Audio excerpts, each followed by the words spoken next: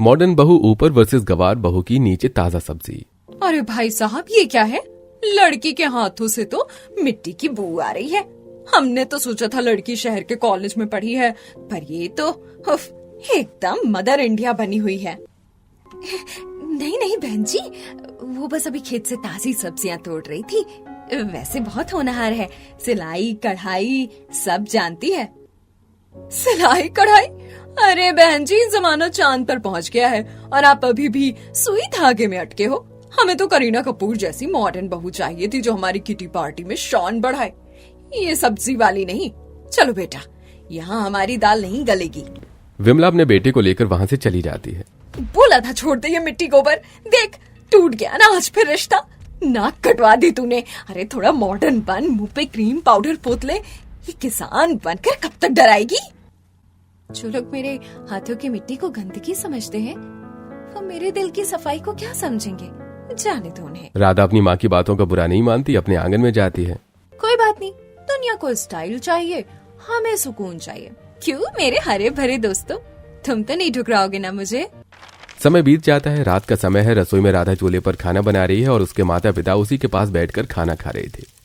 अरे वाह राधा बेटा, तेरे हाथ में जादू है या अमृत? दिन भर की सारी थकान और बेइज्जती इस एक निवाले के साथ उतर गई। ऐसी मिठास उन शहर के होटलों में कहाँ है? स्वाद तो है, पर स्वाद से रिश्ते नहीं आते पगली। बाबूजी, कमाल मसाले का नहीं, ताजी सब्जी का है। दिखावे वाले ये स्वाद क्या जाने। हम गरीब सही, पर खाना राजाओं से भी शुद्ध खाते हैं। बिल्कुल सही कहा मेरी लाडो, तू हीरा है हीरा। जिसे सही परख होगी वही तुझे ले जाएगा। सुबह के 10 बज रहे हैं। रिया अभी अभी सोकर उठी है। उसने शॉर्ट्स पहने हैं और किचन में पास्ता बना रही है। वहाँ महारानी शर्मा जी की बहू 2 बार पूजा निपटा चुकी है और यहाँ अब सुबह हो रही है। अरे ये क्या पहना है? शादी की उम्र हो गई है, ये छोटे कपड़े छोड़ दे। कोई आया तो नाक कट जाएगी। ओह गॉड मॉम, प्लीज अपना कहीं भी कभी भी वाला लेक्चर मत शुरू करो। ये मेरी लाइफ है, मुझे कंफर्टेबल रहना है। अरे ये क्या बना रही है? ये सब्जियां देखी है कितने दिन पुरानी है?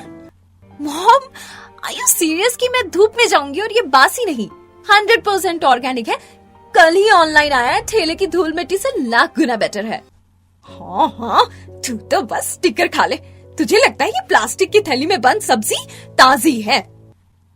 मॉम, आपको नहीं समझ आएगा। सुमित्रा और कांता अपनी अपनी बालकनी में खड़ी हैं। दोनों के हाथ में चाय का कप है। ऊपर से तो दोनों सहेलियां हैं, पर बातों में एक दूसरे को नीचे दिखाने का कोई मौका नहीं छोड़ती। अरे कांता बहन, सुना है तुमने अपने बंटी के लिए लड़की देखना शुरू कर दिया? कैसी बहू ढूंढ रही हो? वही घूंघट वाली गाय जैसी? बहू तो गाय चाहिए जो घर को मंदिर बनाए, डिस्को नहीं। एकदम संस्कारी हीरोइन की तरह। वो फटे कपड़ों वाली मॉडर्न बहू नहीं चाहिए। ओह बहन, तुम तो अभी भी 1960 में ही जी रही हो। अरे जमाना बदल गया है। मुझे तो अपनी विक्की के लिए ऐसी लड़की चाहिए जो फर्राटेदार अंग्रेजी बोले, जिसे मैं अपनी किटी पार्टी में ले जाऊं तो सहेलियां जल भुनकर राख हो जाए। देख लेना, जब वो ब्यूटी छाती पर मूंग दलेगी तब पता चलेगा। मॉडर्न लड़कियां घर फोड़ती हैं, बस आती नहीं। और मुझे ऐसी चाहिए जिसे देखकर लोग कहें, वाह सुमित्रा के घर तो लक्ष्मी नहीं, साक्षात मिस वर्ल्ड आई है। बस बस रहने दो। कभी खुशी कभी गम का सपना देख रही हो, कहीं बागबान न बन जाए कहानी। तुम तो बस जलती रहो, देखना मेरी बहू आएगी तो पूरा मोहल्ला देखता रह जाएगा। हाँ, तमाशा देखने तो मोहल्ला आएगा ही। समय बीत जाता है और उन दोनों के बेटों की शादी हो जाती है। सुमित्रा के घर की बहू बनी थी राधा और कांता के घर की बहू बनी थी रिया। अरे देख देख, सुमित्रा की बड़ी टींगे हाँक रही थी कि मॉडर्न बहू लाएगी। ये तो एकदम गांव की गोरी ले आई।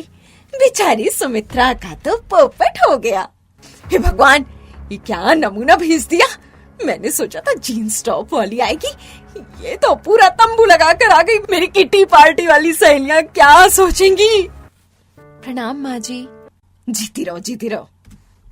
उधर कांता के दरवाजे पर रिया खड़ी है। उसने चावल का कलश गिराने के लिए अपना पैर उठाया है, लेकिन उसकी ड्रेस इतनी छोटी है कि सब एक दूसरे का मुंह देख रहे हैं। कांता जिसे संस्कारी बहू चाहिए थी, उसे बबली बदमाश मिल गई थी। हाय राम, कांता की बहू को तो देखो, ये गृह प्रवेश करने आई है या फैशन शो में। घूंघट तो छोड़ो, इसके तो घुटने भी नहीं ढके हैं। कांता तो कहती थी कि संस्कारी बहू लाऊंगी, ये तो संस्कारी का सा भी खा गई। अरे बहू, ये क्या पहन लिया? मैंने तो वो लाल साड़ी भेजी थी ना। ओह कम ऑन मॉम, वो साड़ी बहुत हैवी थी, मैं गिर जाती। और ये ड्रेस डिजाइनर है, विकी ने गिफ्ट किया। चल मॉम। रिया चावल का कलश जोर से पैर मारकर गिराती है। हे ऊपर वाले, ये कैसा बदला लिया तूने? मैंने घर की इज्जत मांगी थी, तूने तो बेशर्मी की होम डिलीवरी करा दी। अब मैं समाज में क्या मुंह दिखाऊंगी? अरे कांता, अब खड़ी खड़ी क्या तमाशा देख रही हो? अंदर ले जाओ इसे, इससे पहले कि पूरा मोहल्ला इकट्ठा हो जाए। समय बीत जाता है। अगले दिन राधा की पहली रसोई थी। उसने सभी के लिए स्वादिष्ट खाना बनाया था। बाबूजी, ये आलू गोभी की सब्जी लीजिए। मैंने इसमें घर का पिसा हुआ मसाला डाला है, खुशबू एकदम अलग है। और ये खीर गाय के गाढ़े दूध की है। अरे वाह भाई सुमित्रा, सच कह रहा हूँ, आज तक तेरे हाथ में जो स्वाद नहीं आया जो इस बहू के हाथ में है। हाँ हाँ ठीक है। खाना तो बहुत ही अच्छा ज्यादा बना है। ऐसा खाना मैंने अभी तक नहीं खाया। ओह गॉड डैड, आप ये ऑयली खाना कैसे खा सकते हो? भाभी, ये सब गांव में चलता होगा, यहाँ हम डाइट फॉलो करते हैं। असली डाइट तो शुद्ध खाना होता है। खा ले पिंकी, वरना मैं तेरा हिस्सा भी खा जाऊंगा। रिया किचन में खड़ी है। उसने शॉर्ट कपड़े पहने हुए हैं। तभी चिंकी, उसकी नंद, उसके पास आती है। भाभी, आप कितनी लकी हो। मुझे तो ऐसी ही मॉडर्न भाभी चाहिए थी। उस सामने वाली भाभी को देखो, पूरा दिन साड़ी में लिपटी रहती है। हम तो खूब मस्ती करेंगे। बिल्कुल चिंकी, हम बेस्ट। तभी कांता वहां आती है। बहू, बातें छोड़, पहली रसोई है और घर में सब्जी खत्म। वो पास वाले रिश्तेदार के खेत जा, चिंकी को साथ ले और सब्जी ले आ। मैं इतनी धूप में जाऊंगी? नो वे। और सब्जी की टेंशन मत लो, मैंने ऑनलाइन मंगवा ली है, फ्रिज में रखी है। ऑनलाइन सब्जी मंगवा ली है? इसका क्या मतलब है? और वो सब्जी तो बेकार होगी, हम ताजा सब्जी खाते हैं, बासी सब्जी नहीं। मम्मी जी, आप भी ना, पैकेट पर डेट लिखी है, ये सील पैक है। मेरे लिए ताजी मतलब है जो पैकेट से निकली, फ्रिज में ठंडी हो। वो मंडी की खुले में पड़ी सब्जी से ये ज्यादा फ्रेश है, मैं इसी से बनाऊंगी। समय बीत जाता है। सब खाने बैठे हैं। रिया ने वही फ्रिज वाली सब्जियों की सब्जी बनाई है जो दिखने में ही बेकार लग रही है। सभी खाना शुरू करते हैं। अरे रिया, ये सब्जी थोड़ी है, मतलब। अरे बेटा, ये सब्जी है या लकड़ी? चबी नहीं रही है, इसमें तो कोई स्वाद ही नहीं है। अरे आप चुप रहिए, आपको अकल नहीं है। ये मॉडर्न खाना है, ऐसा ही बनता है। क्यों विकी, अच्छी बनी है ना? हाँ हाँ पापा, बहुत अच्छी है, मतलब एकदम हेल्दी, टेस्टी है। थैंक्स रिया। देखा, मैंने कहा था ना ऑनलाइन वाली सब्जी बेस्ट होती है। कुछ दिनों बाद राधा की मुंह दिखाई हुई राधा गर्मा गर्म भजिए और हरी चटनी लेकर आती है। खुशबू से ही सबके मुंह में पानी आ जाता है। चाची जी, मौसी जी, ये लीजिए, ताजी पालक मेथी के भजिए हैं और चटनी भी सिलबट्टे वाली है। अरे वाह सुमित्रा, किस्मत खुल गई तेरी। ऐसा स्वाद तो हलवाई के यहाँ भी नहीं मिलता। आजकल की लड़कियां मैगी बनाती हैं और ये तो साक्षात अन्नपूर्णा है। बस बस भाभी जी, वैसे मैंने ही सिखाया है, पर लड़की भी गुणी है। सभी औरतें राधा की तारीफ ही कर रही थी। उधर रिया की भी आज मुंह दिखाई थी। कांता मेहमानों के साथ है। तभी रिया वहां आती है, सभी के लिए खाना लेकर, बिना घूंघट और बिना दुपट्टे के। Hi everyone.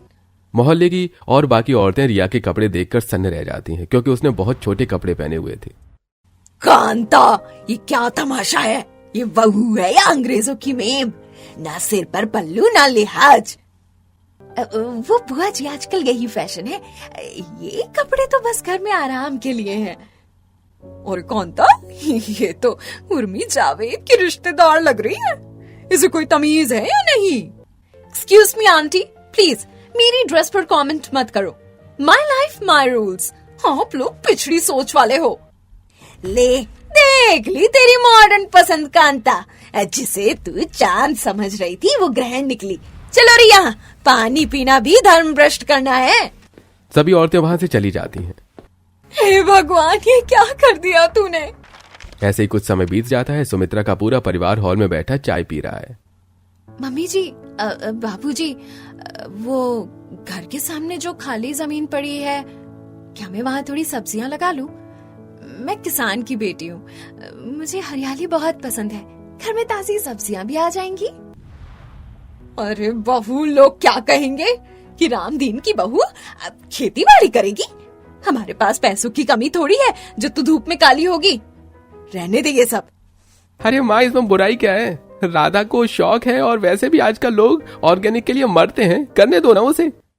अरे सुमित्रा, बंटी सही कह रहा है। घर की ताजी सब्जी मिलेगी और आंगन भी हरा भरा लगेगा।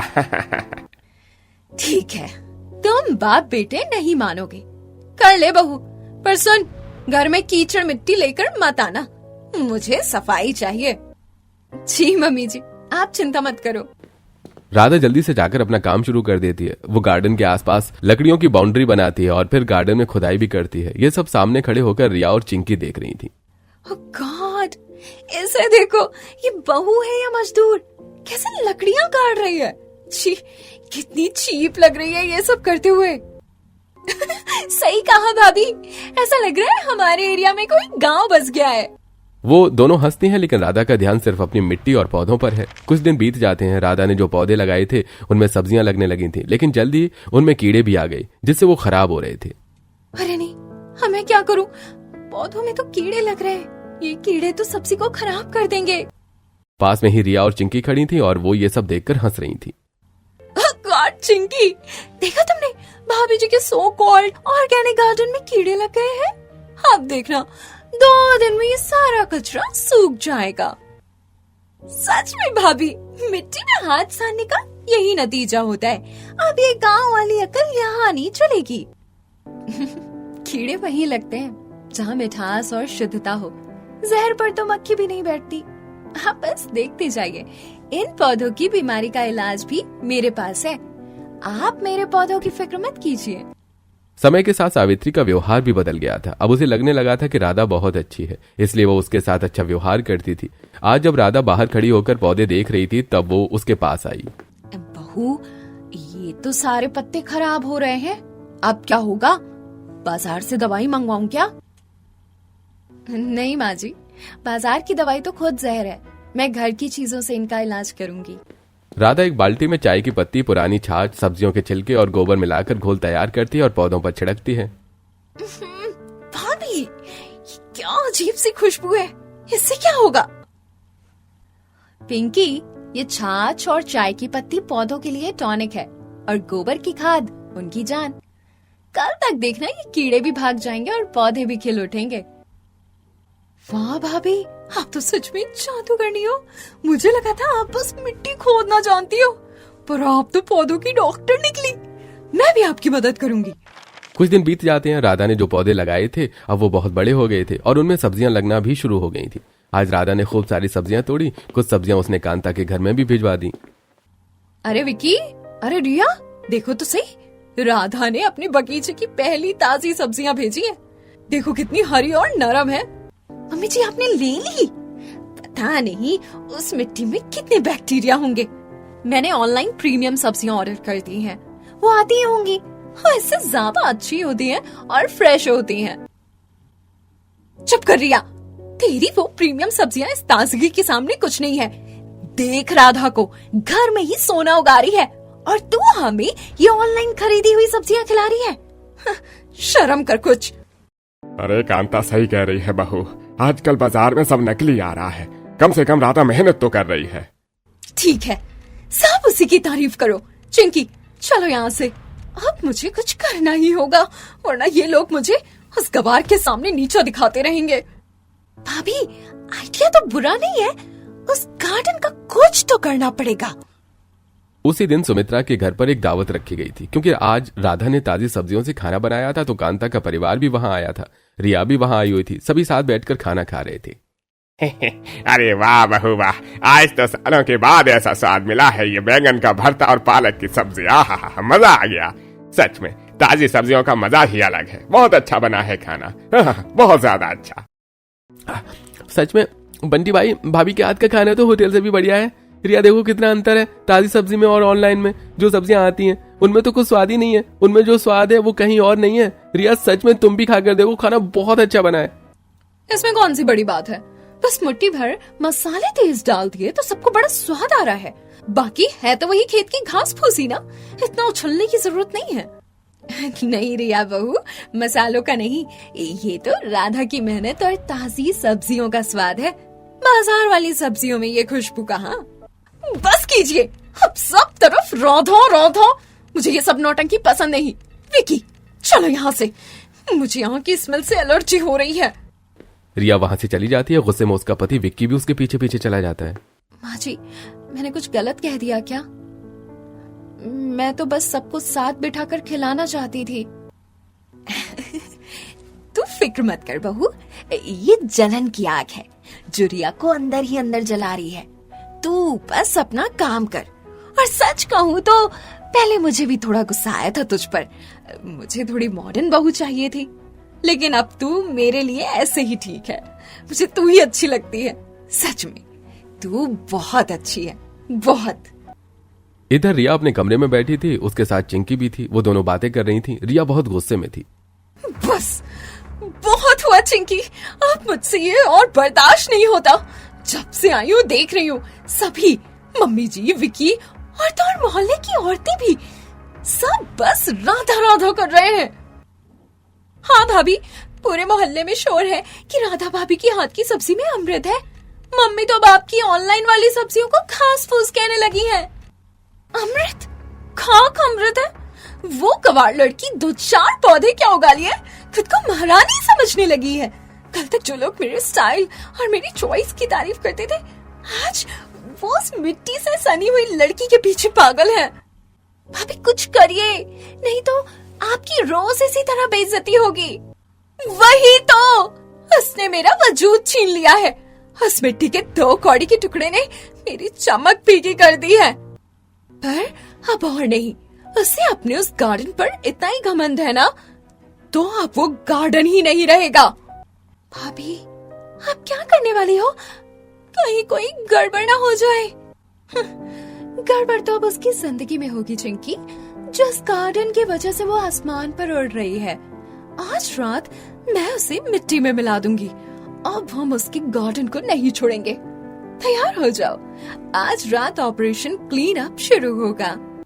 रात हो जाती है। रिया और चिंकी अपने घर के बाहर खड़ी हैं और एक गाय को देख रही हैं जो कि वहीं पास में खड़ी है। जल्दी कर चिंकी, इस गाय को उसके गार्डन के अंदर कर दे। सुबह तक इस गवार का आधा बगीचा साफ हो जाना चाहिए। भाभी अगर किसी ने देख लिया तो? कोई नहीं देख रहा, सब गहरी नींद में है। अब बस इसका घमंड टूटेगा, तभी मुझे चैन आएगा। चल जल्दी से, जो बोला है वो कर। चिंकी गार्डन का दरवाजा खोलकर गाय को अंदर कर देती है। गाय पौधे खाना शुरू कर देती है। राधा अपने कमरे में सो रही थी, उसे बाहर से कुछ आवाज सुनाई दी, इसलिए उसकी नींद खुल गई। अरे आवाज कैसी? आवाज तो बाहर से आ रही है, शायद गार्डन से। मुझे जाकर देखना होगा। राधा जल्दी से उठती है, बाहर पहुंचती है। राधा को आता हुआ देखकर रिया और चिंकी वहां से चली जाती हैं। राधा की नजर गाय पर पड़ती है तो वो घबरा जाती है। अरे मोरी मैया, ये गाय तो मेरे सारे पौधों को खा जाएगी। राधा जल्दी से अपने गार्डन में जाती है, लेकिन जब वो गाय को देखती है कि वो जल्दी जल्दी पौधे खा रही है तो उसे उस पर दया आ जाती है। बेचारी कितनी भूखी है, डंडा मारूंगी तो पाप लगेगा। रुक गौ माता, मैं तुझे कुछ और खिलाती हूँ।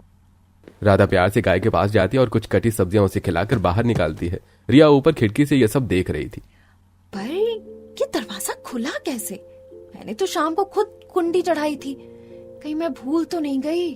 शिट, ये लड़की तो पागल है। गाय को भगाने की जगह उसे खाना खिला रही है। प्लान फ्लॉप हो गया, लेकिन कोई नहीं, चल फिर से दूसरा प्लान बनाऊंगी। तेरा गार्डन तो मैं नहीं छोड़ूंगी राधा की बच्ची। अगली रात रिया और चिंकी फिर से जागते हैं और इस बार वो खुद गार्डन में जाकर पौधों को तोड़ते हैं लाठियों से। बहुत शौक है ना इसे ताजी सब्जी उगाने का। अब देख, कल सुबह जब ये अपनी मेहनत को मिट्टी में मिला देगी तब पता चलेगा। भाभी बस कीजिए, बहुत तोड़ दिए, चलिए अब यहाँ से।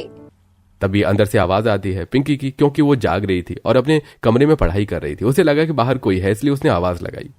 कौन है बाहर? चोर चोर, भाभी उठो, देखो कोई बाहर है।